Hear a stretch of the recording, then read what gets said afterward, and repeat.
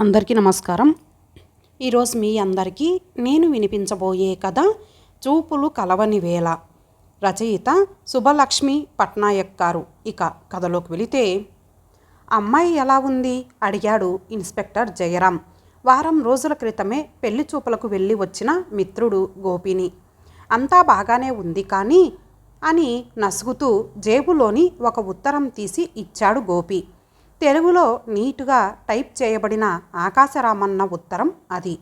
అమ్మాయి మంచిది కాదని, అబ్బాయిలతో తెగ తిరుగుతూ ఉంటుందని, తొందరపడి పెళ్లి చేసుకుంటే ఆ తర్వాత తీరికగా పశ్చాత్తాప పడవలసి వస్తుందని కవిత్వ ధోరణిలో ఉంది ఆ ఉత్తరం. సంతకం లేదు. యథాలాపంగా ఉత్తరం మడతపెట్టి జేబులో పెట్టుకున్నాడు జై. దీన్ని నమ్ముతున్నావా అడిగాడు సూటిగా. అంత తేలికగా నమ్మేయడానికి నేనేం పూల్ని కాదు. ఆ ఊరు వెళ్ళి కొంత డిటెక్షన్ చేసి వచ్చాను అన్నాడు గోపి గొప్పగా. అతనికి డిటెక్టివ్ నవలల పిచ్చి. పరిశోధన చాలా సులభమైనట్టు, తనలో డిటెక్టివ్ లక్షణాలు పూర్తిగా ఉన్నట్లు మాట్లాడడం గోపికి హాబీ. డిటెక్షన్ చేసి తను నిజం తెలుసుకున్న వైనం వివరించాడు గోపి. కాలేజీ గేటు వద్ద ఉన్న కిల్లీ కొట్టు వద్ద బీటు వేశాడట గోపి. సహజంగానే అక్కడ కొంట కుర్రాళ్ళు చేరారు. కాలేజీ విడిచిపెట్టగానే అమ్మాయిల వెనక బయలుదేరారు వాళ్ళు. కొద్ది దూరంలో గోపి వాళ్ళని అనుసరించాడు. రోజ్ కలర్ శారీ కట్టుకున్న అమ్మాయి గురించి చాలా అసభ్యంగా చెప్పుకుంటున్నారు కుర్రాళ్ళు. ఒకడు, ఆ అమ్మాయిని అనుభవించాను గురు, అబ్బా అబ్బా అంటూ చొంగలు కార్చుతూ వర్ణించటం మొదలుపెట్టాడు. ఆ అమ్మాయికి పెళ్లి చూపులట కదా అడిగాడు మరొకడు. పెళ్ళి అయిపోయినా సరే నాకు ఛాన్స్ ఇస్తానన్నది గురు. మిగిలిన వాళ్ళంతా అతని అదృష్టానికి ఈర్ష్య చెందినట్టు కనిపించారు. ఆ రోజ్ కలర్ శారీ అమ్మాయే నేను చూసిన మాధవి. ఈ సంబంధం మాకిష్టం లేదని ఈరోజే మధ్యవర్తికి ఉత్తరం రాసేశాం అన్నాడు గోపి. చెవులతో విన్నదంతా నిజం కానక్కర్లేదని, కళ్ళతో చూసిందంతా నమ్మడానికి వీల్లేదని, మంచి డిటెక్టివ్ కళ్ళు చెవులతో పాటు బుద్ధిని కూడా ఉపయోగించాలని అంటూ ఉంటాడు జై. ఇప్పుడు అలానే అన్నాడు. కాలేజీ కుర్రాళ్ళు గొప్ప కోసం అలా వాగుతూ ఉంటారు. అలాంటి వాగుడులో సాధారణంగా నిజం ఉండదు. కాలేజీ రోజుల్లో నీవు అలాగే వాగేవాడివి గుర్తుందా అని నవ్వేశాడు జై. ఉడుక్కున్న గోపి గుర్రుగా చూశాడు. కానీ మాధవి వెనక్కి తిరిగి అతనిని చూసి నవ్వింది. అలా నవ్వవలసిన పనేముంది అడిగాడు రోషంగా. కాసేపు ఆలోచించాడు జై. వాడికి బుద్ధి చెప్పడానికి ఆమె వెనక్కి తిరిగి ఉండొచ్చు. వెనక్కి తిరగగానే ఆమెకు నీవు కనిపించి ఉంటావు. నిన్ను గుర్తించి పలకరింపుగా ఆమె నవ్వి ఉంటుంది అన్నాడు. పోలీసు బుద్ధి పోనిచ్చుకున్నావు కాదురా అని నవ్వేశాడు గోపి. డిటెక్షన్ నీవనుకున్నంత సులభం కాదు గోపి. స్పష్టంగా కనిపిస్తున్న నిజం వెనకనే ఏదో మెలిక ఉంటూ తికమక పెడుతుంది సాధారణంగా. అయితే ఆమె పతిత కాదంటావు సవాల్ చేస్తున్నట్టు అడిగాడు గోపి. ఆమె పతిత కావచ్చు కాకపోవచ్చు. ఏ విషయమూ నిర్ధారించడానికి నీవు చెప్పిన సాక్ష్యం సరిపోదు. అనవసరంగా నన్ను గోపి అంటారు కానీ అసలైన గోపి నీవేరా అని నవ్వేశాడు గోపి. గోపి అంటే గోడ మీద పిల్లి. వారం రోజులు సెలవు పడేసి జై కాకినాడ వెళ్ళాడు. అక్కడ వాళ్ళ బాబాయ్ ఉన్నాడు. మాధవిది కూడా కాకినాడే. ఆమె విషయం ఆరా తీయాలనిపించింది జైకి. కేవలం కాలక్షేపం కోసం కాలేజీకి వెళ్ళాడు. దూరం నుండి ఆమెను చూశాడు. వాకప్ చేశాడు. అందరూ ఏకగ్రీవంగా చెప్పడమే కాదు, తను చూశాడు. ఆమె అబ్బాయిలతో చాలా సోషల్గా మసులుతుంది. పైగా ఆమెకు సారస్వతం అన్నా, సాంస్కృతిక కార్యకలాపాలన్నా చాలా ఇష్టం. అందువల్ల సారస్వత సంఘ కార్యదర్శి వేణుతో ఆమె తరచుగా కనిపిస్తుంది. వాళ్ళిద్దరికీ అక్రమ సంబంధం ఉందని కొందరి నమ్మకం. వేణు ఉత్తి వాగుడుకాయ. మాధవి మీద వదంతులు అతడే వ్యాపింపచేస్తూ ఉండొచ్చు. ఆకాశరామన్న ఉత్తరం రాసింది కూడా అతడే కావచ్చు అనుకున్నాడు జై. మాధవికి పెళ్లి ఇష్టం లేదని, తండ్రి బలవంతం మీద పెళ్లి చూపులకు అంగీకరించిందని పెళ్లిళ్ళ పేరయ్య చెప్పాడు. కాలేజీ అమ్మాయిలకు పెళ్లి వద్దనడం ఒక ప్యాషన్. అందువల్ల మాధవి పెళ్లికి అంగీకరించలేదా, లేక ఆమె ఎవరినైనా ప్రేమించిందా? అబ్బాయిలతో అంత ఫ్రీగా మసిలే అమ్మాయి పెళ్ళి అయ్యాక మారినా మారకపోయినా గోపి లాంటి భర్త మాత్రం భరించలేడు. ఈ పెళ్ళి జరగకపోవడమే మంచిది అనుకున్నాడు జై. లక్ష్మి మాధవిని పక్కకు పిలిచి పెళ్లి చూపుల ప్రసక్తి తెచ్చింది. గోపి పెళ్లికి ఎందుకు అంగీకరించలేదో మీకు తెలుసా అని అడిగింది. పీడా పోయింది. నాకప్పుడే పెళ్ళి వద్దు అంది మాధవి తేలికగా నవ్వేస్తూ. అంటే ఎప్పుడో ఒకప్పుడు పెళ్లి చేసుకుంటారన్న మాటేగా, మీకు ఈ జీవితంలో పెళ్లి కాదు, సవాలు చేస్తున్నట్టు అంది లక్ష్మి. ఆశ్చర్యంగా చూసింది మాధవి. గోపి మా అన్నయ్యకు ఫ్రెండ్ అట, ఆయనకు ఈ ఉత్తరం ఎవరో పంపారట అంటూ హ్యాండ్ బ్యాగ్లోంచి ఆకాశరామన్న ఉత్తరం తీసి మాధవికి ఇచ్చింది లక్ష్మి. ఆత్రంగా చదివిన మాధవి ముఖం వివర్ణమయ్యింది. చేతులు వణికాయి. దిగ్భ్రాంతిగా ఉండిపోయింది. వదంతుల్ని ఇట్టే నమ్మేసి అట్టే వ్యాప్తి చేసే గుంటనక్కలుంటాయని తెలిసి కూడా ఆడవాళ్లతో స్నేహానికి తగిన వాళ్లే లేనట్టు మగవాళ్లతో స్నేహం చేయడం ఎందుకు, మాయని మచ్చ తెచ్చుకోవడం దేనికి, సలహా లాంటిది పారేసి విసవిస వెళ్ళిపోయింది లక్ష్మి. అలాగే అక్కడే ఉండిపోయింది మాధవి. కాలేజీ విడిచిపెట్టాక అలవాటు ప్రకారం అమ్మాయిల వెనుక పడ్డారు అబ్బాయిలు. వాళ్ళల్లో వేణు కూడా ఉన్నాడు. ఏవో కామెంట్స్ రువ్వుతున్నాడు. ముందు వెళుతున్న అమ్మాయిలు ఓ క్షణం ఆగారు. మాధవి వెనక్కి తిరిగి వేణుని పిలిచింది. హీరోలాగా కాలర్ సవరించుకొని మాధవి వద్దకు వచ్చాడు వేణు. అంతే, అతని చెంప చెల్లుమంది. నీవేదో సంస్కారం కలవాడివని నమ్మి నీతో స్నేహం చేస్తే ఇదా నీవు చేసే నిర్వాకం బ్రూట్ అని గర్జించి ఆ ఉత్తరం ఉండచుట్టి అతని ముఖం కేసి కొట్టి చివాలున ముందుకు తిరిగి చెరచెరా వెళ్ళిపోయింది మాధవి. కొద్ది దూరంలో ఉండి చూస్తున్న అబ్బాయిలకు మహా సంబరంగా ఉంది. వేణుని వేలాకోలం పట్టించడం మొదలుపెట్టారు. అంతోటి మగమహారాజు వేణు కన్నీళ్లు పెట్టుకున్నాడు. ఒకరి నుండి ఒకరు లాక్కుంటూ ఆ ఉత్తరాన్ని అందరూ చదివి వేణుని మరింత గేలి చేయడం మొదలుపెట్టారు వాళ్ళు. ఆ గుంపు వెనకే నిలచి చోద్యం చూస్తున్న జై ఆ ఉత్తరాన్ని చేజిక్కించుకొని తను ఒక స్టూడెంట్ అయినట్టు నటిస్తూ, గురు, ఈ ఉత్తరం నీవు రాసిందేనా అని వేణుని అడిగాడు. కాదు కాదు ఆవేశంగా అరిచాడు వేణు.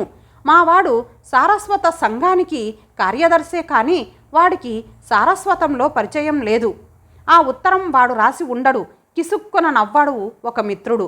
వేణు ఆ ఉత్తరం రాసి ఉండడని నమ్మకం కలిగింది జైకి. మరి ఎవరు రాసి ఉంటారు?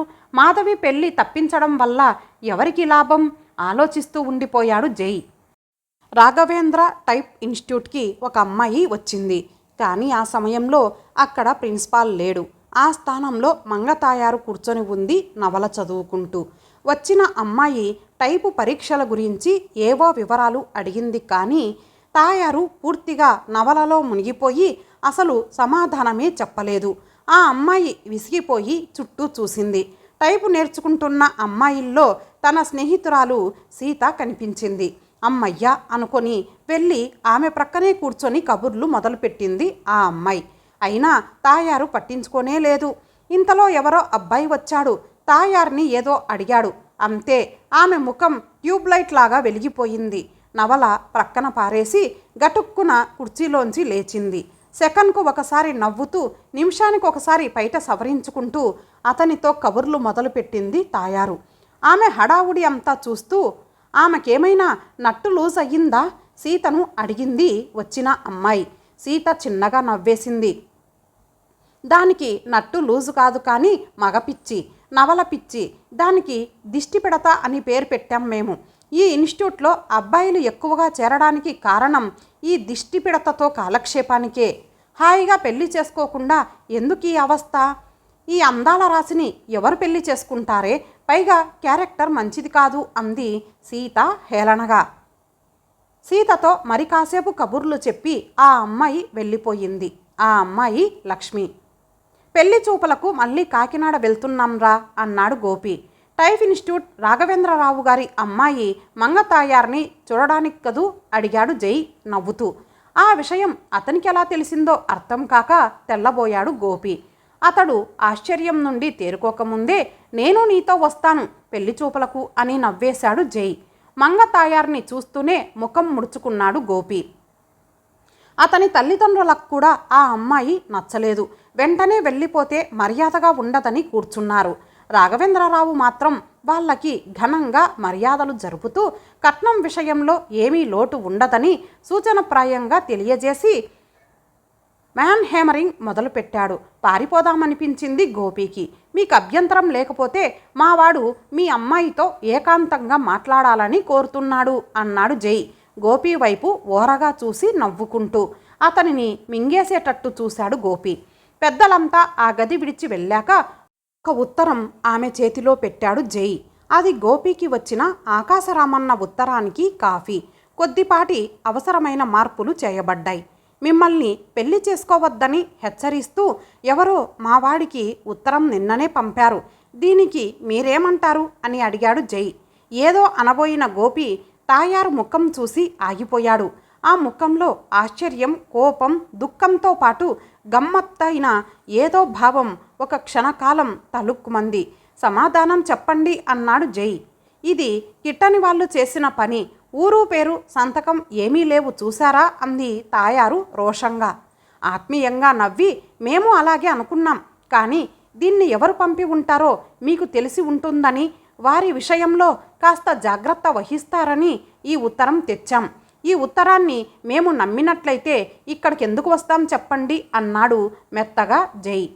మగవారితో మాట్లాడడం అంటే మహా సరదా తాయారుకి. పైగా జై నవ్వు, మాట తీరు ఆమెను ఆకట్టుకున్నాయి. ఆమె ముఖం సంతోషంతో విప్పారింది. ఇది ఎవరు రాశారో చెప్పలేను, కానీ వాళ్ళకి స్వయం ప్రతిభ లేదని మాత్రం చెప్పగలను. ఇది కాపీ ఉత్తరం అంది తాయారు గొప్పగా. కంగు తిన్నట్టు ముఖం పెట్టాడు జై. అతని ముఖం చూస్తే జాలి వేసింది తాయారుకి. వరం ఇచ్చే దేవతలాగా అంది. ఇది ఒక నవలలోంచి, కానీ ఆ నవల పేరు ఆడది అసూయ. ఆ నవల మా ఇంట్లో ఉండాలి, వెతికి తెస్తాను ఉండండి అంటూ పరుగున వెళ్ళి నవల తెరిచి ఆ పేజీ చూపించింది. ఆమె చెప్పింది నిజమే. చిన్న మార్పులు తప్ప ఉత్తరమంతా అలాగే ఉంది. సులభంగా చిక్కు విడదీసిన తాయారు వైపు మెచ్చుకోలుగా చూశాడు జై. ఆమె పొంగిపోయింది. ఆ పేజీని మరొక్కసారి పరిశీలించాడు జై. నవలలోని మిగిలిన పేజీల కన్నా ఆ పేజీ మాత్రం బాగా నలిగిపోయి ఉంది. ఈ నవలలోని కథ ఏమిటో అన్నాడు సాలోచనగా. తాయారు హుషారుగా కథ చెప్పడం మొదలుపెట్టింది. రూప అందమైన అమ్మాయి, రేఖ కురూపి, ఇద్దరు స్నేహితురాళ్ళు. అబ్బాయిలంతా రూప చుట్టూ మూగుతూ ఉంటారు. రేఖతో స్నేహంగా ఉండే ఒకే ఒక్క అబ్బాయి కూడా రూప వైపు తిరిగిపోవడంతో అసూయతో దహించుకుపోయిన రేఖ రూపను చూడవచ్చిన వాడికి అభూత కల్పనతో ఒక ఉత్తరం రాస్తుంది. అదే ఆ ఉత్తరం. అందుకే అదేవిధంగా మాధవి పెళ్లి చెడగొట్టడానికి మీరే ఆ ఉత్తరం గోపీకి పంపారు కదూ తాపీగా అడిగాడు జై. ప్రక్కనే బాంబు పడినట్లు అదిరిపోయింది తాయారు. ఆ ఇంటి నుండి బయటపడిన తర్వాత తాయారే ఈ పని చేసిందని ఎలా గ్రహించావు అని అడిగాడు గోపి. చిన్నగా నవ్వుకున్నాడు జై. మొదట వేణుని అనుమానించి చిన్న తమాషా చేశాను. అతడు నిర్దోషి అని తేలింది. ఈ పెళ్లి చెడగొట్టడం ఎవరికి లాభదాయకమో అని ఆలోచించాను. మరలా పెళ్లిళ్ల పెరయ్య వద్దకు వెళ్ళాను. అప్పుడు రాఘవేంద్రరావు అక్కడే ఉన్నాడు. ఆయన నిన్ను తన అల్లుడుగా చేసుకోవడానికి తాపత్రయపడుతున్నట్లు అర్థమయ్యింది. ఆరా తీశాను. మాధవి కుటుంబానికి వీళ్ళకి దూరపు బంధుత్వమూ ఉంది, వైరమూ ఉంది. రాఘవేంద్రరావే మాధవి పెళ్లి చెడగొట్టడానికి ప్రయత్నించి ఉంటాడని అనుమానించాను. లక్ష్మి ద్వారా ఇతరత్రా కూడా తాయారు గురించి సమాచారం సేకరించాను. గత సంవత్సరం వరకు తాయారు మాధవి క్లాస్మేట్స్. తాయారుకు బాయ్ ఫ్రెండ్స్తో తిరగాలన్న యావ ఎక్కువ. అయితే అబ్బాయిలంతా ఆమెను వేలాకోలం పట్టిస్తూ మాధవిని అభిమానించేవారు. తాయారుకి ఒకే ఒక్క భక్తుడుండేవాడు. అతడు తనని పెళ్లి చేసుకుంటాడని నమ్మింది. కానీ అతడు ఆమెను ఎగతాళి చేసి మాధవి వైపు తిరిగిపోవడంతో ఆమె పట్ల ఈర్ష్య పెంచుకుంది తాయారు. మాధవి కావాలని తన ప్రియుణ్ణి తన నుండి దూరం చేసిందని భావించుకుంది. పగ తీర్చుకోవడానికే ఈ అవకాశాన్ని వినియోగించుకుంది. డిటెక్షన్ ఎంత సులభమో అనుకున్నాడు గోపి మరోసారి. వేణుతో గొడవ పడిన తర్వాత కాలేజీ మానేసిన మాధవిని లక్ష్మి తమ ఇంటికి ఆహ్వానించింది. బర్త్డే పార్టీ అంటూ. వాళ్ళింట్లో ఉన్న గోపిని చూసి ఆశ్చర్యపోయింది మాధవి. గోపి పక్కనే ఉన్న యువకుని మా అన్నయ్య జయరాం అని పరిచయం చేసింది లక్ష్మి. గోపి వైపు చూడలేక తల వంచుకుంది మాధవి. గోపి హృదయం జాలితో నిండిపోయింది. తల వంచుకోవలసింది నేను, మీరు కాదు. ఆకాశరామన్న ఉత్తరాన్ని చూసి మనసు పాడు చేసుకొని ఆనాడు మీరు వెనక్కి తిరిగి నవ్వడం చూసి అపార్థం చేసుకున్నాను అంటూ నెమ్మదిగా విషయమంతా వివరించాడు గోపి. అబ్బాయిలు ఎవరినో అల్లరి పట్టిస్తున్నారు అనుకున్నాను, కానీ వాళ్ళు నా గురించే అంత అసభ్యంగా మాట్లాడుతున్నారని గ్రహించలేకపోయాను. యథాలాపంగా వెనక్కి తిరిగితే మీరు కనిపించారు. పలకరింపుగా నవ్వాను. అతనిని చూసి ప్రోత్సహింపుగా మీరు నవ్వారని నేను అపార్థం చేసుకున్నాను. సారీ. చూపులు కలిసిన శుభవేళ అని డ్యూయట్ పాడుకోవడానికి వీల్లేకపోయింది. నిజంగా చూపులు కలవకపోవడం వల్లనే ఈ అపార్థం, జోక్ చేశాడు జై. చిన్నగా నవ్వేసి మగవారితో సోషల్గా ఉండడం వల్లనే ఇన్ని అపార్థాలు. బుద్ధి వచ్చింది అంది మాధవి. మన కళ్ళు కూడా మనల్ని మోసం చేయవచ్చు. చూసిందంతా నిజం కాదని నేను గ్రహించాను. బుద్ధి వచ్చింది అన్నాడు గోపి జై వైపు ఓరగా చూస్తూ. ఇంకేం, బుద్ధిమంతులిద్దరూ కలిసి 7 అడుగులు నడవడమే తరువాయి. ట్రేలో టిఫిన్ తెస్తూ అప్పుడే లోనికి వచ్చిన లక్ష్మి అంది. ఇంతటితో ఈ కథ సమాప్తం. మరొక మంచి కథతో కలుద్దాం. అంతవరకు సెలవు. నమస్తే.